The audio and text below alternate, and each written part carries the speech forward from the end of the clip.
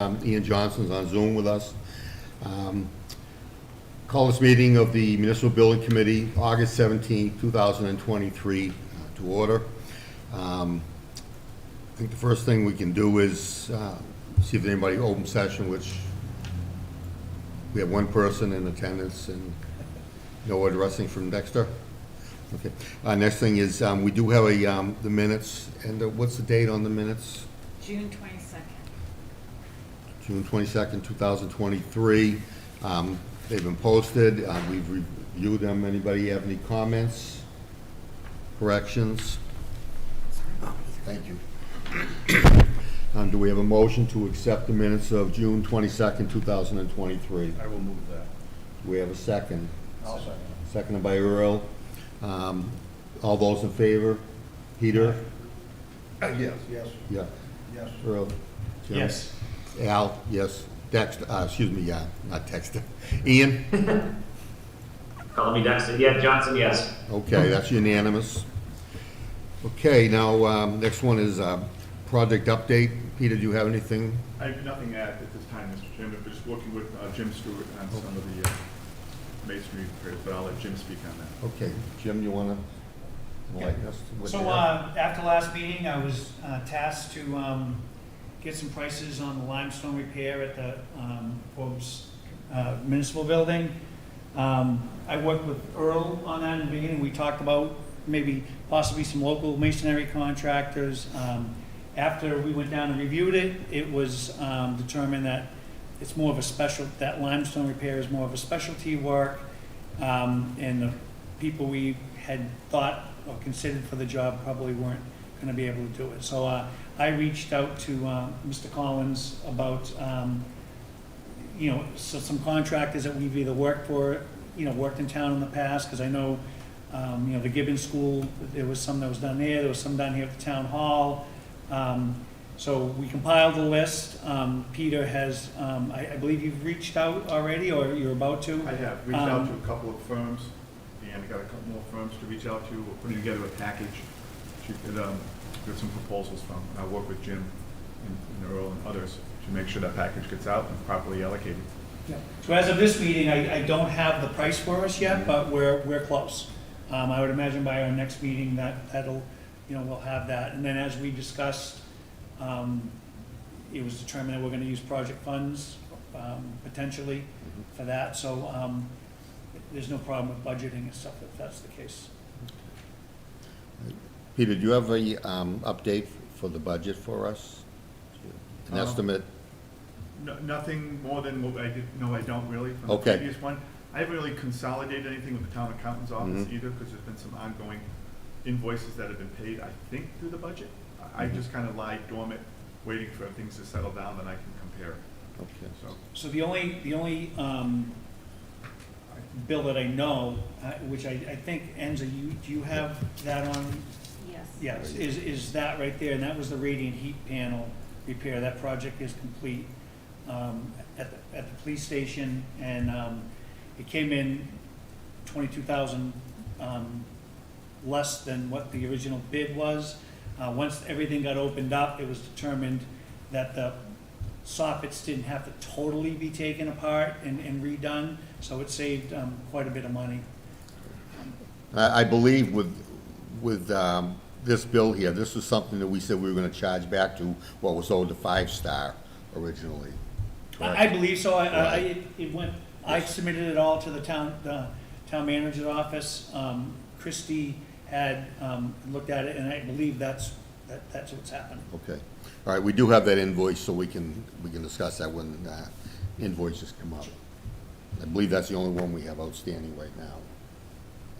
So, on the work, Jim, how extensive is the work going to have to be?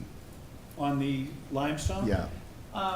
We determined it's probably about 6 feet, 6 feet up. There's a line that from there up looks good. It's more the lower half.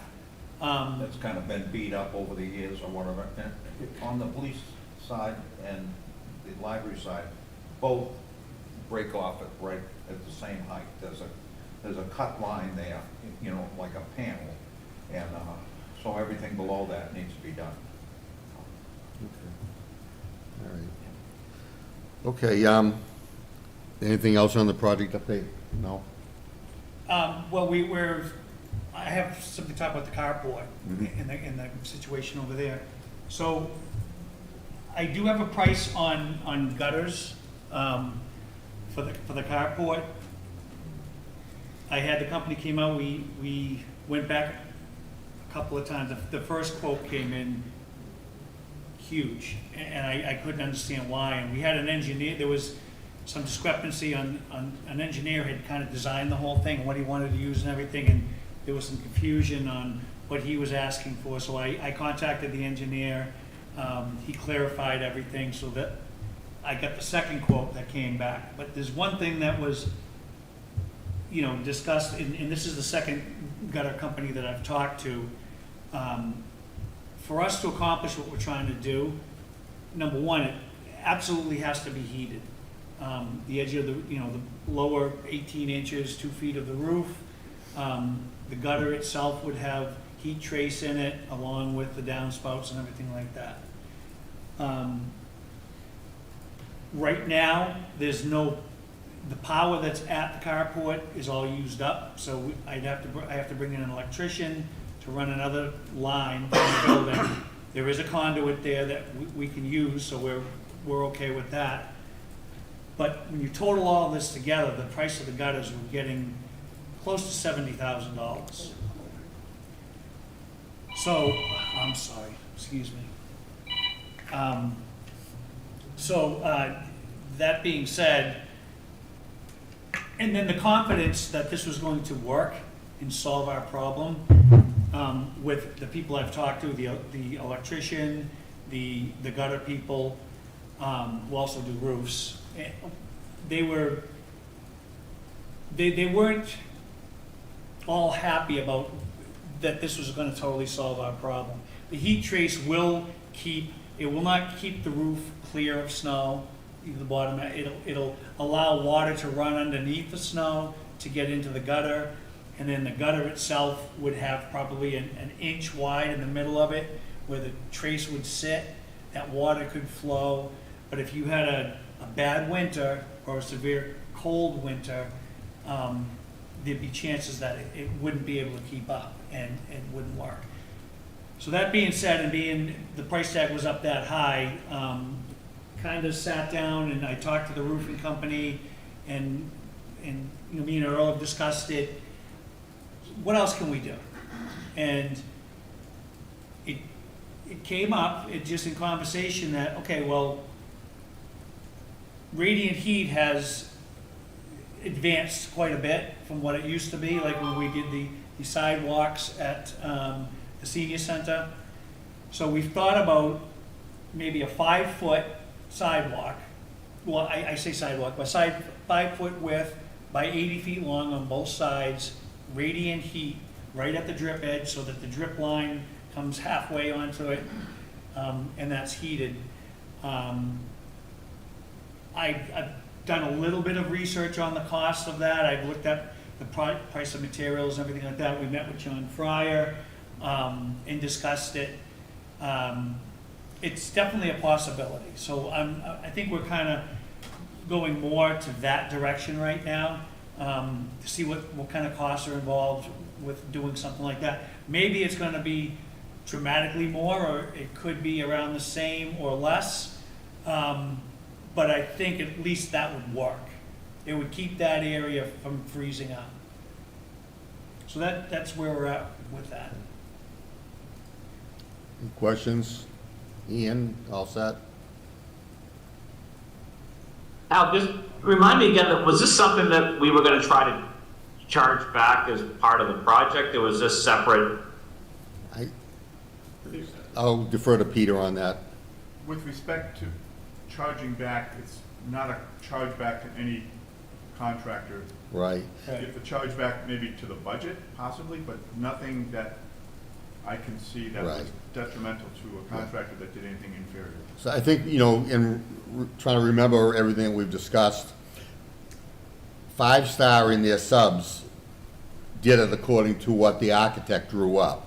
So there's there was nothing that they did wrong with it, but we found out afterwards, obviously, that the way the roof is pitched on both sides, that the major issue with runoff and the freezing, and, you know, unfortunately, the police department had a serious injury where the person had to retire because of the injury. So, you know, it's something that we talked about we have to address at some point, whether it's through this committee or through Jim through his facilities.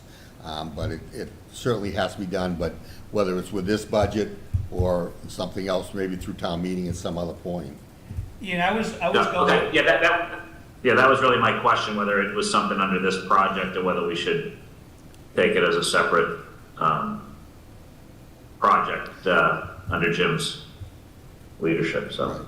Yeah, Ian, I was under the impression this wasn't a project-related expense. This was going to be something that, you know, the town would have to decide on which way they wanted to approach it, whether it's a warrant article or something like that. But I was never looking at it as coming out of the project. Okay, then that makes sense. That makes sense to me. Yeah. I have a question. Oh, go ahead, Earl. Good, Earl. Jim and I, when we met with John Fryer, we met out there, and we talked about different things, and John brought it up to us, and later we talked to the chief, but we watched police officers come out of the building. It was early morning, you know, 8 o'clock or so, and they were coming out. And they walked down the center of the middle of between the cars, which is dry, always in the rain and everything, and got to their vehicles that way, instead of coming down the outside. So we talked to Chief Minardi and thought, you know, and he said he's been telling them right along to go that, you know, to go that route, you know. I mean, he said, I can't go out there and hold anybody's hand, but that's the route to take. Now that, to me, would be paint a couple of lines down through there, paint a crosswalk across the yard that you know that that's the route to take, maybe put a couple of signs up. How expensive is that? Bone dry, you go inside to the car. I mean, why do you need to walk down the outside to get the car? And most of the fellas, if their car was on the cemetery side, they came down the middle. But if they were coming from the back door and came across, well, you walk the path of least resistance. They came through the parking lot and walked to the car by that way. And I just think that's just a common sense way to, let's try it. I mean, and Todd's been doing it, telling the police officers is the safest way to do it, you know, I mean, Right. you know. Yeah, I agree, and I think, you know, the chief is, you know, he's right, and, you know, maybe issuing a directive to everybody that, you know, use the center of the carport for traversing between the cruises and everything. But, you know, I think we need a solution to the problem further down the road. You know, whether, you know, Jim looks at it now and, you know, whether it takes 6 months, a year, whatever it takes, that's the problem, that's not gonna go away. Well, I will say, Al, the problem out there has been a lot better since we have had a contractor that's devoted to that in the fire station and moves back and forth and doesn't go anywhere else in town. Before, we used to have DPW who was doing the municipal lot down there, they were doing the town hall, they were doing that. They you know, they had a lot on this, you know, it might be 2 hours by the time you got back around, you know? And we have addressed that point that the officer fell in, that area, that corner. We've been right on that since then. I mean, Jim's guys and everything, they know that stay out there and keep an eye on it. Of course, if it's sleeting and raining, freezing rain, I mean, it happens in 5 minutes. It's, you know, I mean, you know, I think gutters are just a waste of money. I think they're never gonna work, and just a waste of money. We're gonna spend a lot of money and stuff, it's not gonna work. Maybe the radiant heat panels in the ground might work, but. Well, you know, when we talked to the chief about it, you know, he made a good point. Yeah. Okay, so 5 feet of it is, you know, right there under the drip edge isn't frozen, but as soon as you step off of that, it is too. So you know, he did say that he has directed his guys to walk up through the middle, and they, for the most part, you know, do it. Occasionally they don't, but, I think for now, you know, we went over, Earl and myself, to, you know, to let him know that we weren't gonna have a solution to this before winter hit again this year. And that would be, you know, our suggestion, and if he wanted us to go out and paint a line down the middle of that, or you know, an area so it looks like a sidewalk, and maybe that way they'll catch their eye and say, oh yeah, you know, we were willing to do that. At this point, you know, he said, well, you know, that, I'm gonna just put out the directive and hopefully everybody will follow it, and, you know, that would be unnecessary, but if we need to, we'll do that, because that's, you know, something we can do in-house, and it won't be a lot of money. I think signage, it should be, you know, I mean, whether, you can talk to everybody, and I think just, you know, I don't know. Yep. Peter, you had something? Well, I was actually gonna mention, one of the things Jim mentioned, that when a splash comes off a roof, if a splash comes off the roof without gutters, the backsplash goes much further than a 5 feet spot. Just look at the side of your house when it rains. So we could have a nice trough down the sides of both sides, and the water hits it and it doesn't freeze, but it splashes out. You'll have ridges on both sides of that. It's a 0 degree day. That's true. So I am concerned about going that route as well. I agree with you on gutters. I mean, how many people have gutters that are full of ice? And, Yeah. you know, if you're gonna heat it, the problem with heating is, how long does that cable last? Sure. How much energy is it gonna use, and is it gonna be on 24 hours a day before the snow? I mean, you can't turn it on the day of a snow, it doesn't work. So this is a tough one. Does anybody remember what that cost to put that building, that? I have to look it up while you're talking. It was an alternate during one of the bid strategies, because we put the project together, so I can look that up while you. Because if we're gonna spend $70,000, if it costs $70,000 and we were gonna go that route, my question would be, can we not change the configuration of the roof and create a swale at the bottom and have it run to maybe gutters? Like you see a lot of, well, over in Southborough, the medical center over there, they have canopies. I don't believe they have problems with people worrying about the snow coming off those roofs. It's a gable type pitched to either side. If it was inverted, we wouldn't have this problem. No, I realize right. we're past that state, but if we were to put wings, if someone, I don't know that this is even possible, but to prevent it from sliding and coming down, it would hit this, like a gutter, but it's not a gutter, it's a roof section, and then pitch it to the opposite directions and into standpipes. You know, I don't know that that's gonna be any cheaper, but it requires no electricity and, you know, periodically changing the cables and stuff like that. It sucks. Yeah, definitely. Well, one of the other things too, that when we were looking at this and talking with the roofing company, as we have here at the town hall and other buildings, there are those plates that you can put down on the bottom that as snow starts to slide down, it's supposed to stop it. Hung up, yeah. It's gonna stop the snow from sliding, but it's not going to, you know, it's Stop still the gonna water. be melting, it's still, so it's not gonna prevent the ice, but would prevent, you know, because what ends up happening is during the storm, that's why, you know, we have a vendor now taking care of that place, because he sits there with the skid steer and he goes back and forth to the fire department, as Earl stated.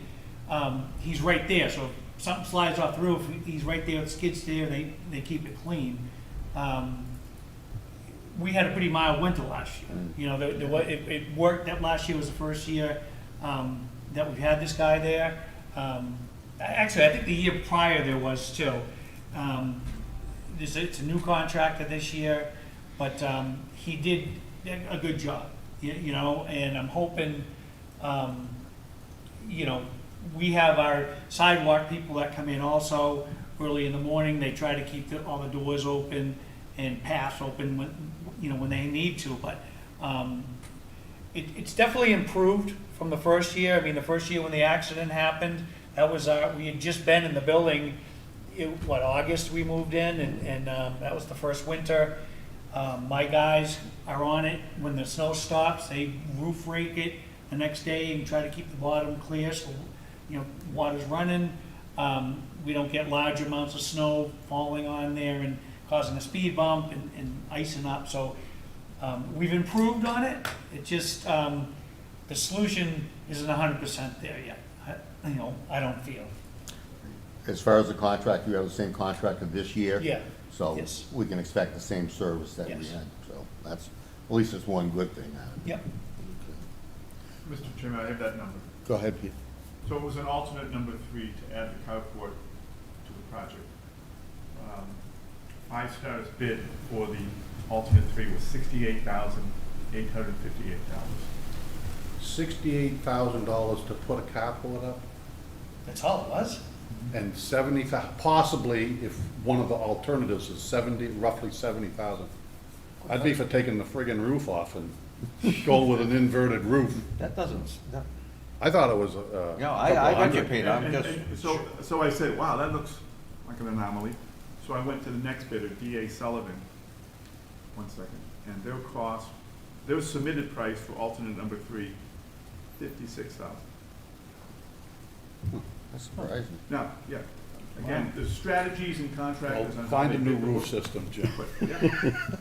Well, and I can go back further and average them out, look at what we did during the cost estimating phase, what we thought it was worth at cost estimates, and we also had 5 or 6 other bidders. I'll put them all together. Get an average. No, I just was curious. I couldn't remember if it was 150,000 or, Yeah. I just didn't know.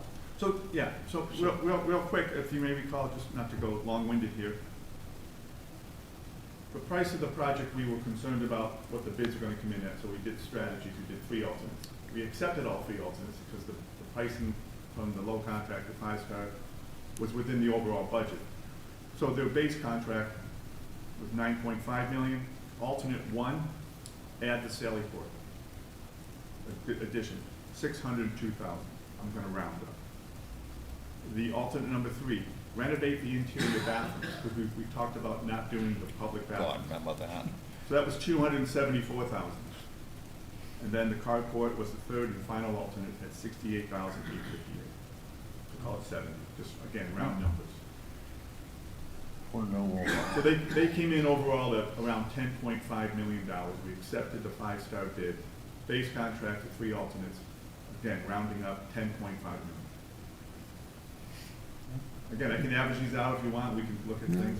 No, I think that's good. It's just, That's great, Peter. just give us a ballpark of where it Yeah, was. where it stands, yeah. Yes, okay. Understood. Ian, you all set? Okay. Do we have any new business that needs to be discussed? Okay, seeing none, we do have one invoice. This initially was billed to the DPW, but it's from ARC Mechanical. I believe this was for the radiant panels. Radiant heat panels. Radiant heat panels in the hallway, in the back hallway at the police department section. Panels were falling down, and we had to have them repaired after we found some of the work was deficient. But the bill is $38,912. Do we have a motion to pay this bill? I'll make a motion. Do we have a second? I'll second. Second by Jim. Any discussion? Okay. Peter? Vote for. Oh, yes. Earl? Yes. Jim? Yes. Al, yes. Ian? Yeah, Ian, yes. Okay, that's unanimous. Okay. That's pretty much all we have on the agenda right now. The only thing I've got a question on is, do we have anything to meet further on? I know we brought up one thing about The limestone. the limestone, but the punch list, I believe, is done. So there's not a lot of need for us to be meeting. I mean, do we have anybody have any ideas on this? No, I'll meet when we need to meet. Right. Ian, do you have any thoughts on that? No? Okay. Oh, we lost your volume. Yeah, I'm on mute there. I think we should move forward trying to close this thing out. Right. I mean, this limestone, I think it's probably, that's something that can go through Jim's department. You know, we've got money that's gonna be turned back into the town here. So potentially the town could use that, I'm sure, at some point, if the, you know, Jim's able to get the prices and stuff. But, I mean, if anybody has any other thoughts on this. So what, I think, can we take a motion then? Maybe just a, I just have one thought, because I don't know budget-wise, what, you know, we don't have a report, we don't know what's there. So I'm just curious as, you know, as Christie goes to close out this project, I just want to make sure that I'm clear on the funding. Do we plan on doing this limestone from the project? Or if she closes this out, I don't know if there's money gonna go back or how that's gonna work. Ian, maybe you can shed some light on that, or Dex? Oh. Yeah, I mean, if we close it out, it would have to be paid, it wouldn't be paid through the project, because I think as Al said, it would go back into general fund, or if we have the cash there, if we borrowed it, but I think we should probably talk to Christie just to figure this piece out. We probably do, Al, need one more meeting, because we'll have to approve these minutes. okay. All right, But maybe you and I can take it away and talk to Christie about how we just close this out and ask the question on limestone. I think Dexter had one thing he'd like to have an Yeah, input well, on. good morning, Ian. As far as closing it out, the money goes to the general fund, but Right. It has to be appropriated for, because it was borrowed, it has to be appropriated for a similar project for which borrowing would otherwise be authorized in order for it to be spent on something else. Otherwise, it would just close and the money would go to pay off the bonds and that'd be done with it. But to make the money available to the town is not quite true. It would have to go through town meeting to be voted as a project that would otherwise be authorized to borrow. Okay. So I think I agree with Ian. We'll maybe one more meeting, because obviously, as you said, we got to approve the minutes of this meeting. But, Then you're gonna have minutes of that meeting that you. yeah, exactly. But, you know. No, but I think what we do there is we approve those minutes at that meeting. Yeah, and that's all the discussion is, and we don't go any further. Maybe I can meet with Christie prior to another meeting, maybe later in September, we can have the next meeting, and hopefully then we'll get some kind of opinion from Christie on which way we should go with this, whether it's to end the project or if we continue along. Well, if you're gonna pay for the limestone work, Yep, then you're gonna have to vote that bill approval. but we've got to have a bill to, Oh, right, In order so to- another right. meeting but you don't wanna close it out before you get that done. right, right. All right, well, why don't we plan on one more meeting then in September and see where we can go from there, and hopefully we can close everything out, and hopefully you'll have some, is a month from now, Jim, you think is that enough time? Oh, Peter. Peter, I believe we can have something for the committee Yes. by We should have something- mid-September, you know. Within 2 to 3 weeks, we should have some Okay. proposals available to discuss. How about September 28th? That's a Thursday? Works for me.